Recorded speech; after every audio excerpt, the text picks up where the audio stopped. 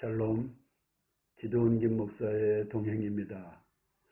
오늘 한 주간을 시작하는 월요일 여러분들에게 하늘의 놀라운 은혜와 땅의 복으로 넘치게 되기를 예수 그리스도 이름으로 축원합니다.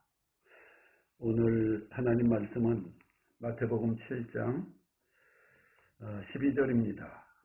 그러므로 무엇이든지 남에게 대접을 받고자 하는 대로 너희도 남을 대접하라. 이것이 율법이요 선지자니라. 자, 그런데 오늘 이 말씀이 그러므로라고 시작을 합니다. 그 전에 예수님이 이렇게 말씀하셨죠. 너희 구하고 찾고 두드리면은 하늘에 계신 아버지께서 너희 구하고 찾고 두드리는 것 좋은 것으로 응답하실 것이다. 이렇게 말씀하셨어요. 그리고 이어서 그러므로 이웃에게 대접을 받고자 하는 바대로 너희도 대접을 하라. 이게 도대체 이어지는 말씀 같지 않습니다. 이게 왜 그러니까 내가 너희들에게 이렇게 해주니까 너희 이렇게 하라.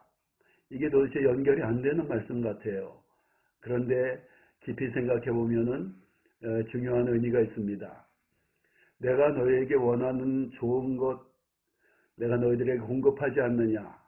내가 너희 아버지이고 너희는 내 자녀가 아니냐. 그렇게 내가 너희들에게 필요한 것 공급하는 나의 사랑을 받은 것 같이 너희도 이웃을 사랑하라. 이웃을 섬기라. 이런 의미입니다. 그리고 그 이웃 사랑의 그 원리가 대접받고자 하는 바대로 너희도 남을 대접하라. 이렇게 말씀하십니다. 우리가 존중받기를 원합니다. 그러므로 우리는 이웃을 존중해야 됩니다. 또 우리는 사랑받고 때로는 위로받기를 원합니다. 그러므로 우리는 이웃을 사랑하고 그 슬픈 자, 마음이 상한 자를 위로해주는 자들이 되어야 되는 것입니다. 또 우리는 상처받기를 원치 않습니다. 그러므로 우리는 이웃의 그 입장을 잘 헤아려서 상처 주는 말이나 행동을 삼가야 되는 것입니다. 이것이 이웃 사랑의 원리입니다. 우리가 원하는 대로 이웃에게 해주고 우리가 원치 않는 것, 그 이웃에게 삼가하는 것, 이것이 이웃 사랑의 원리라는 것입니다. 그러면서 예수님이 이렇게 말씀하셔요. 이것이 율법과 선지자니라. 율법의 정신은 이웃 사랑입니다. 그 10계명 중 그 앞에 4계명은 하나님과 인간 사이의 관계를 하나님을 섬기는 법을 말씀하셨고 나머지 6계명이 그 인간 사이의 관계에 관련되어진 계명인데 그 계명들은 사랑이 그 바탕에 담겨져 있습니다. 계명의 정신은 이웃 사랑입니다.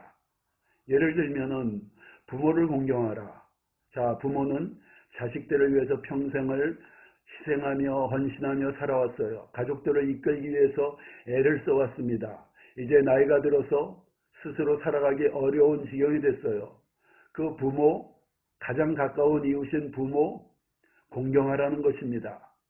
그 살아갈 길이 없는 부모를 먼저 공경해서 보양하고 그리고 섬기라는 것입니다. 또 도둑질하지 마라.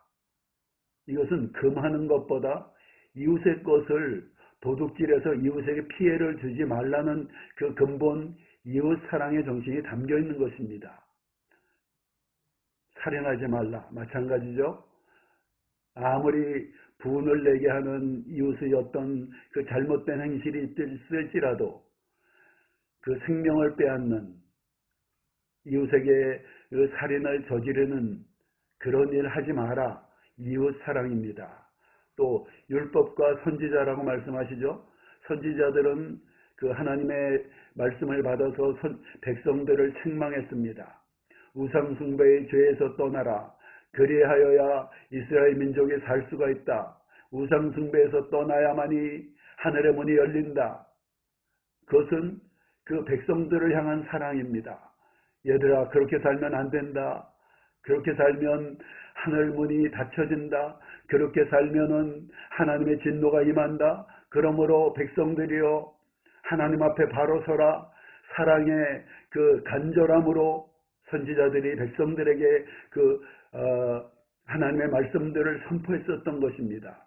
그래서 율법과 선지자의 기본 정신이 이웃 사랑인 것입니다.